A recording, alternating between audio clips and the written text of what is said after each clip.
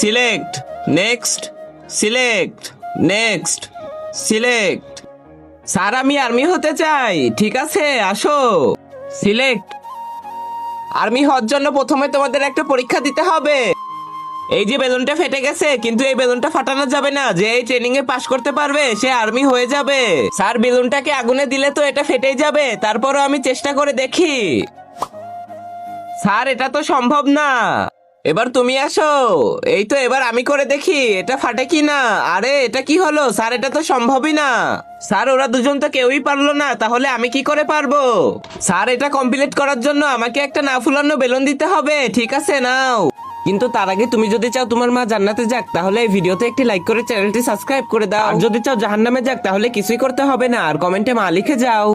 এবার আমাকে এই বেলুনের মধ্যে পানি ভরতে হবে। দেখেন স্যার, এটা একটুও ফাটেনি। ভেরি গুড শুভা, তুমি তো